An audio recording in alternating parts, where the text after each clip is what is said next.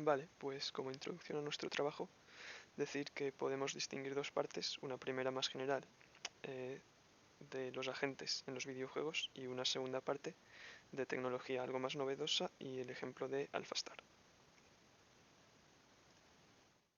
Vale, pues un NPC o un playable character de un videojuego se puede considerar un agente si cumple las propiedades débiles de agente que vemos en clase, que son autonomía, que pueda interactuar sin que nadie intervenga, sociabilidad, que sea capaz de interactuar con los otros agentes, proactividad, que aunque no le digamos de hacer una actividad, se ponga a hacer actividades para lograr su objetivo, y reactividad, que sea capaz de reaccionar ante los cambios del entorno.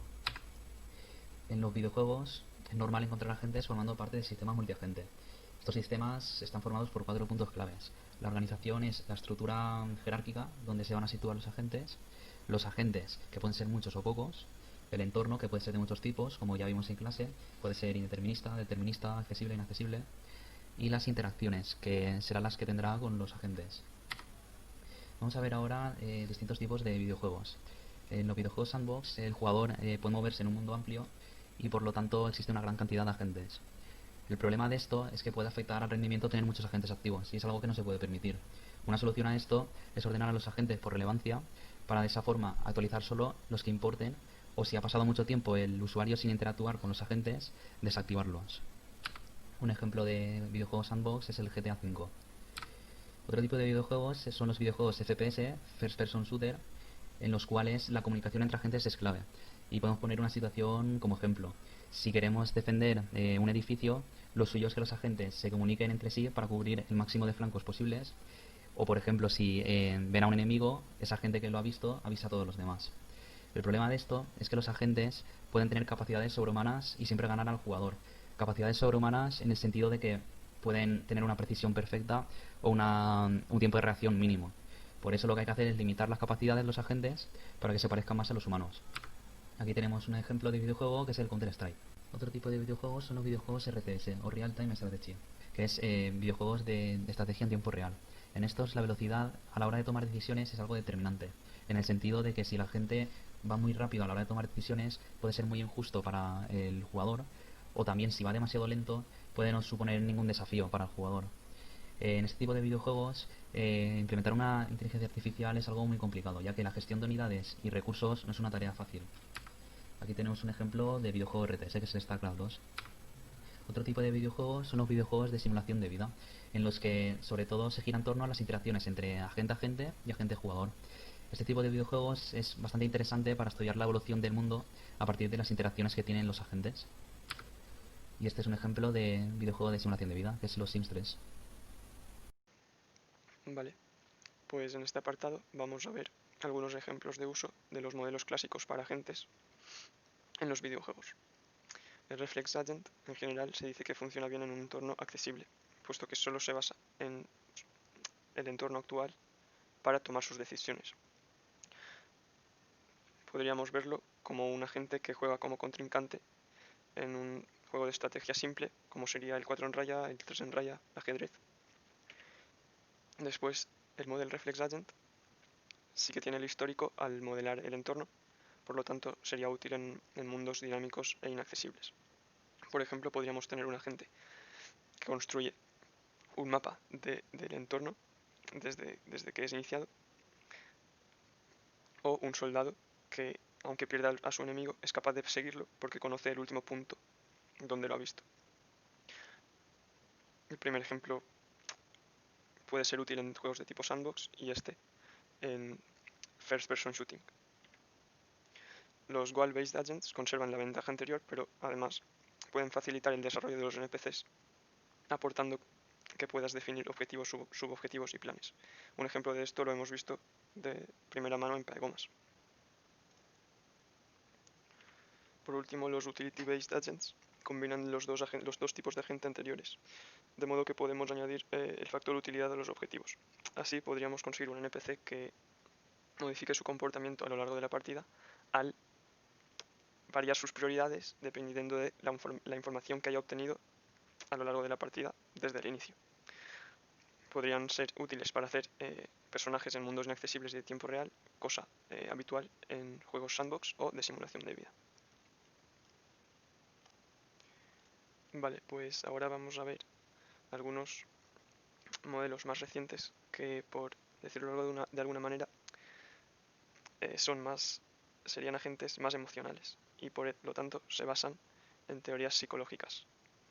Tenemos la Appraisal Theory, donde las emociones surgen como respuesta a eventos, y la Dimensional Theory, donde una persona, su estado de ánimo, se puede describir en cualquier momento y se halla en un punto en un espacio de 3 dimensiones, que son emociones.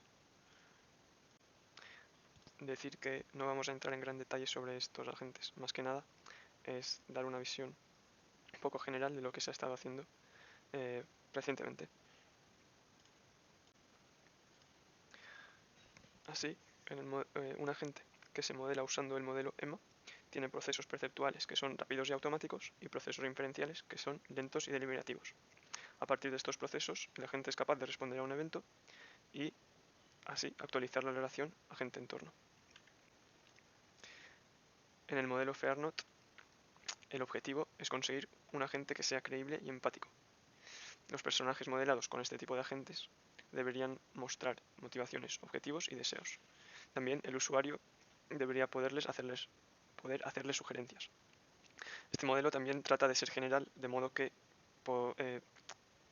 da una herramienta para crear personajes muy diferentes personalmente, o sea, con personalidades muy distintas y para cualquier ámbito.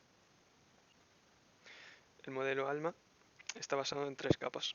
La capa a largo plazo define la personalidad, que no se va a cambiar con facilidad. La capa a medio plazo es el estado de ánimo de la gente, que tiene influencia en sus percepciones.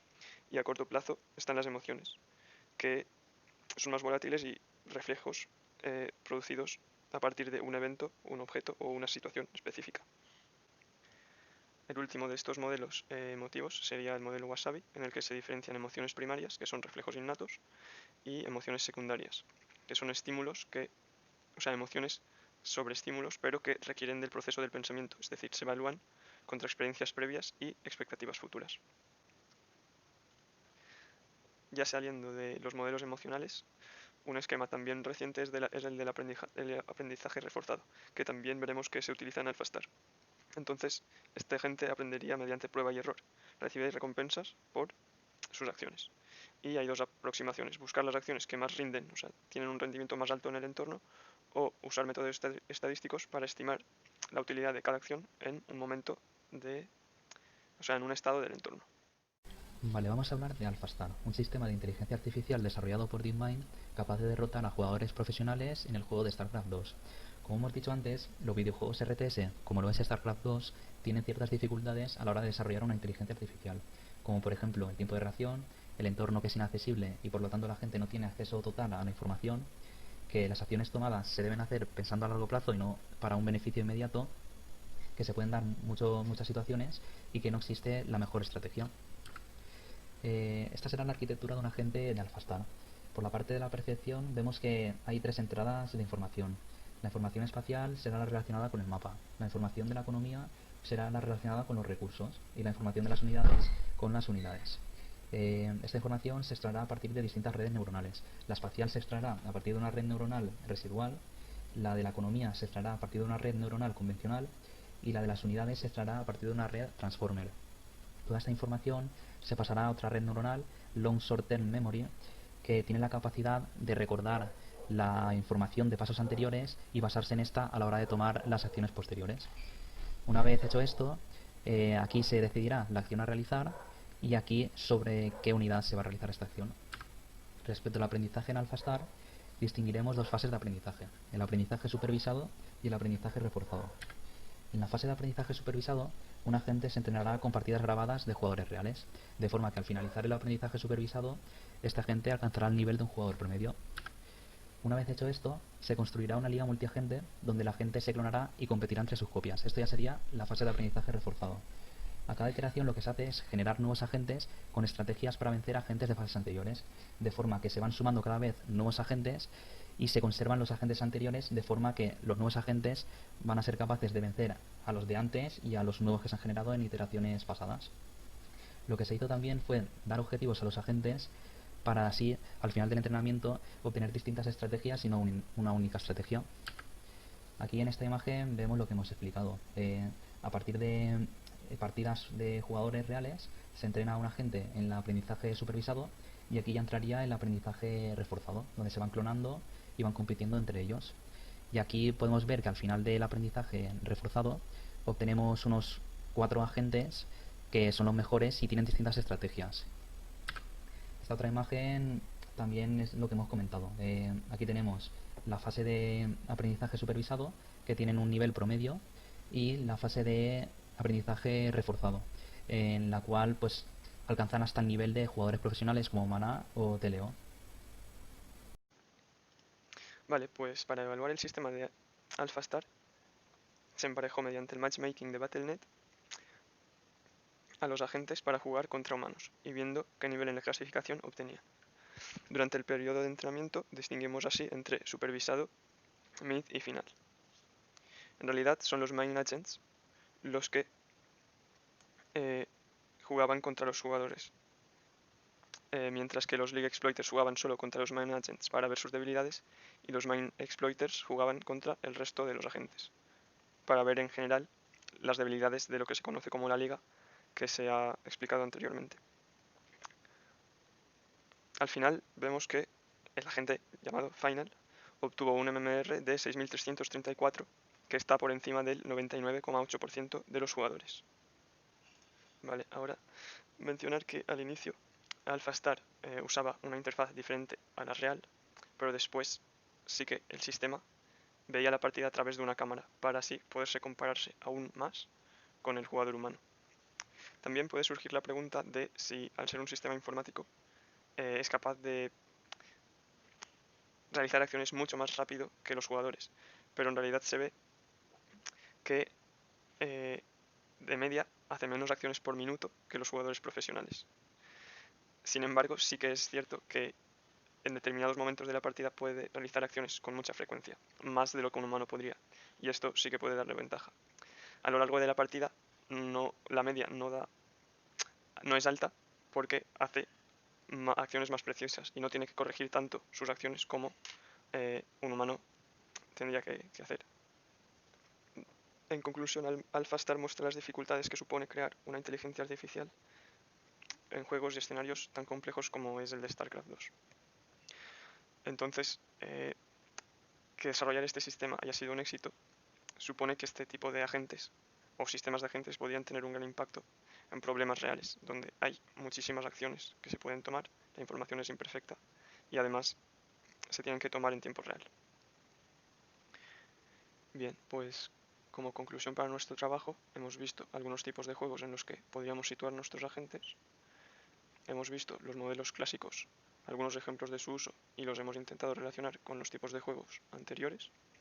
Después hemos dado un vistazo rápido a modelos un poco más recientes del área y hemos finalizado con AlphaStar, que es un sistema mucho más complejo y más reciente, que muestra el potencial que podrían tener este tipo de sistemas en problemas que aún siguen siendo un reto hoy en día.